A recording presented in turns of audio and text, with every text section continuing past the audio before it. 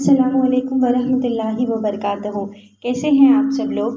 میں امید کرتی ہوں آپ سب خیریت سے ہوں گے۔ اللہ پاک آپ کو بہت خوش رکھے، ہر طرح کی بیماریوں اور پریشانیوں سے بچائے، آمین ثم آمین۔ آج میں آپ لوگوں کی خدمت میں ایک ایمان افروز واقعہ گوشہ گزار کرنا چاہتی ہوں۔ تو چلیے آغاز کرتے ہیں۔ نحمدہ و نصلی علی رسولہ الکریم، اما بعد، فاعوذ باللہ من الشیطان الرجیم، بسم اللہ الرحمن الرحیم۔ یمن کے بادشاہ طب کا قصہ۔ حضور صلی اللہ علیہ وسلم کی آمد سے 1000 سال پہلے یمن کا ایک بادشاہ طب تھا۔ ایک مرتبہ وہ اپنی سلطنت کے دورے کو نکلا۔ 12,000 عالم اور حکیم اور 1,20,000 سوار کو ساتھ لیے ہوئے اس شان سے نکلا کہ جہاں بھی پہنچتا اس کی شان و شوکت دیکھ کر لوگ چاروں طرف نظارہ کرنے کو جمع ہو جاتے تھے۔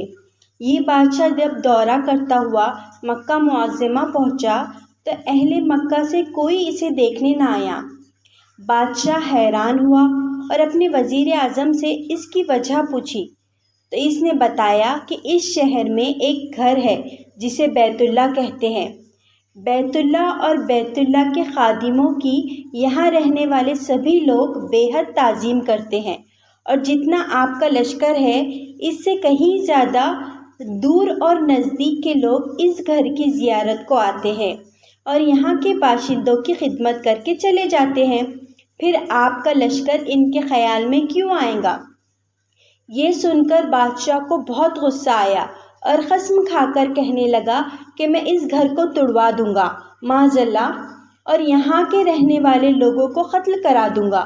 یہ کہنا ہی تھا کہ بادشاہ کی ناک، منہ اور آنکھوں سے خون بہنا شروع ہو گیا اور ایسا بدبودار مادہ بہنے لگا کہ اس کے پاس بیٹھنے کی بھی طاقت نہ رہی۔ اس مرض کا علاج کیا گیا مگر کچھ فائدہ نہ ہوا۔ شام کے وقت بادشاہی علماء میں سے ایک عالم ربانی تشریف لائے اور نبض دیکھ کر فرمایا، مرض آسمانی ہے اور علاج زمین کا ہو رہا ہے۔ اے بادشاہ، اگر آپ نے کوئی بری نیت کی ہے تو فوراً اس سے توبہ کرے۔ بادشاہ نے دل ہی دل میں بیت اللہ شریف اور خدام کعبہ کے متعلق اپنے ارادے سے توبہ کی۔ توبہ کرتے ہی اس کا وہ خون اور مادہ بہنا بند ہو گیا، اور پھر صحت کی خوشی میں اس نے بیت اللہ شریف کو ریشمی غلاف چڑھایا اور شہر میں رہنے والے لوگوں کو ساتھ ساتھ اشرفی اور ساتھ ساتھ ریشمی کپڑے نظر کیے۔ پھر یہاں سے چل کر مدینہ منورہ پہنچا تو ساتھ ہی جو علماء تھے، جو کتاب سماویہ کے عالم تھے، وہاں کی مٹی کو سونگھا اور کنکریوں کو دیکھا، اور نبی آخری زمان محمد صلی اللہ علیہ وسلم کی ہجرت گاہ کی جو نشانیاں انہوں نے پڑھی تھی ان کے مطابق اس سرزمین کو پایا۔ تو سبھی علماء نے فیصلہ کیا کہ ہم یہیں مر جائیں گے مگر اس سرزمین کو نہیں چھوڑیں گے، اور اگر ہماری قسمت نے ساتھ دیا تو کبھی نہ کبھی جب نبی آخری زمان محمد صلی اللہ علیہ وسلم تشریف لائیں گے تو ہمیں بھی زیارت کا شرف حاصل ہو جائے گا، ورنہ ہماری قبروں پر تو ضرور کبھی نہ کبھی ان کی جوتیوں کی مقدس خاک اڑ کر پڑ جائیں گی جو ہماری نجات کے لیے کافی ہے۔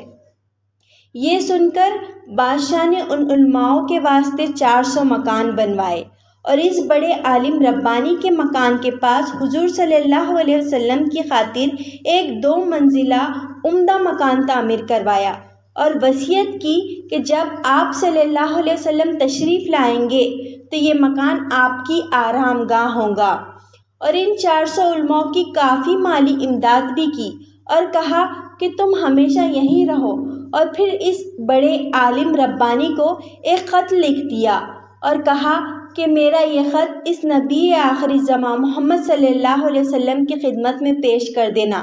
اگر زندگی بھر تمہیں حضور صلی اللہ علیہ وسلم کی زیارت کا موقع نہ ملے تو اپنی اولاد کو وصیت کر دینا کہ نسل در نسل میرا یہ خط محفوظ رکھے جب تک کہ سرکار دو عالم صلی اللہ علیہ وسلم کی خدمت میں پیش نہ ہو جائے۔ یہ کہہ کر بادشاہ وہاں سے چلا گیا۔ وہ خط نبی کریم صلی اللہ علیہ وسلم کی خدمت میں 1000 سال بعد پیش ہوا۔ کیسے ہوا اور خط میں کیا لکھا تھا سنیے اور عظمت مصطفیٰ صلی اللہ علیہ وسلم کی شان تو دیکھیے۔ خط میں لکھا ہوا تھا، کم ترین مخلوق تب اول ہمری کی طرف سے شفیع المذنبین محمد رسول صلی اللہ علیہ وسلم، اما بعد۔ اے اللہ کے حبیب، میں آپ پر ایمان لاتا ہوں اور جو کتاب آپ پر نازل ہوں گی اس پر بھی ایمان لاتا ہوں، اور میں آپ کی دین پر ہوں۔ اگر مجھے آپ کی زیارت کا موقع مل گیا تو بہت اچھا، وہ غنیمت، اور اگر میں آپ کی زیارت نہ کر سکا تو میری شفاعت فرمانا اور قیامت کے روز مجھے فراموش نہ کرنا۔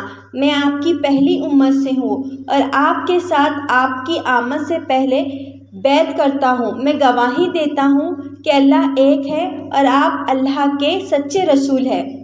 بادشاہ یمن کا یہ خط نسل در نسل ان 400 علماء کے پاس حرز جاں کی حیثیت سے محفوظ چلا آیا، یہاں تک کہ 1000 سال کا عرصہ گزر گیا۔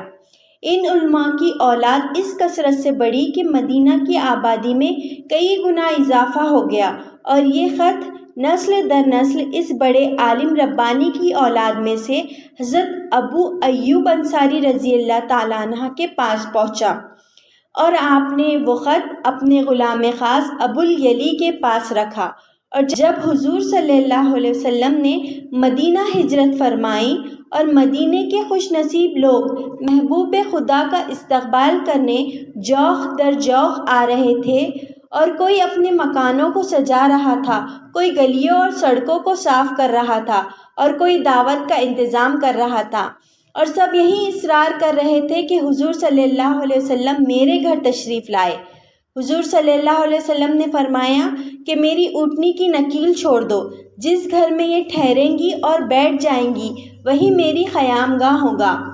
چنانچہ جو 2 منزلہ مکان شاہ یمن تب ہمری نے حضور صلی اللہ علیہ وسلم کی خاطر بنوایا تھا، وہ اس وقت حضرت ابو ایوب انصاری رضی اللہ تعالیٰ عنہ کی تحویل میں تھا۔